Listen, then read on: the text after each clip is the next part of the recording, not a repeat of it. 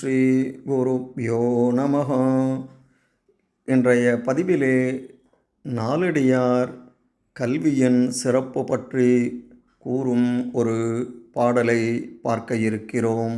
குஞ்சியழகும் கொடுந்தானை கொட்டழகும் மஞ்சழகும் அழகல்ல நெஞ்சத்து நல்லம் யாம் என்னும் நடுவு நிலைமையால் கல்வியழகே அழகு.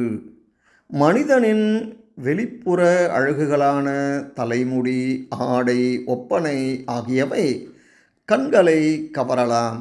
ஆனால் அவை காலப்போக்கில் மாறிவிடும்.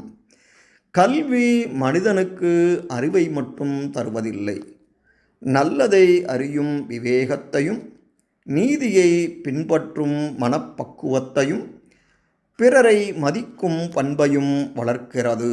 எனவே மனிதனின் உண்மையான அழகு அவனது தோற்றத்தில் இல்லை, அவனது அறிவிலும் பண்பிலும் உள்ளது என்பதே இந்த பாடலின் கருத்து.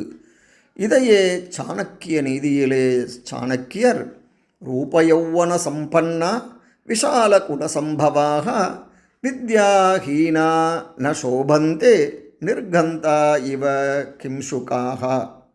அழகும் இளமையும் உயர்ந்த பிறப்பும் இருந்தாலும் கல்வி இல்லாதவர்கள் மனமற்ற பூக்களை போன்றவர்கள். வெளிப்புற அழகு மட்டும் போதாது, கல்வியால் தான் மனிதன் சிறப்பு பெறுகிறான் என்கிறது.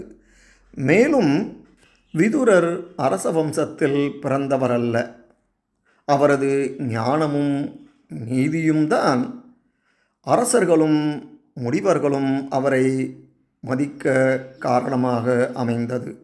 அவரது பெருமை ஆடை அல்லது தோற்றத்தால் ஏற்பட்டது அல்ல, அவரது கல்வி மற்றும் ஞானத்தால் உண்டானது.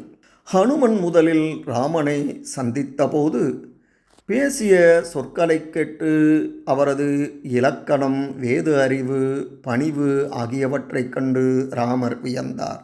ஹனுமனின் பெருமை அவரது உடல் வலிமையால் மட்டும் ஏற்பட்டதில்லை, கல்வி, அறிவு, பணிவு ஆகியவற்றாலேயே ஏற்பட்டது. சுருங்கச் சொன்னால் நாலடியார் கூறும் இந்த பாடல் சம்ஸ்கிருத நீதி நூல்களின் கருத்தோடு முழுமையாக ஒத்துப்போகிறது. அதனால்தான் நாலடியார் உறுதியாக கூறுகிறது, கல்வி அழகே அழகு. இதையே வித்யா நாம நரஸ்ய ரூபமதிகம், கல்வியே மனிதனின் உண்மையான அழகையும் வடிவத்தையும் கொடுக்கிறது என்கிறது நீதி சதகம்.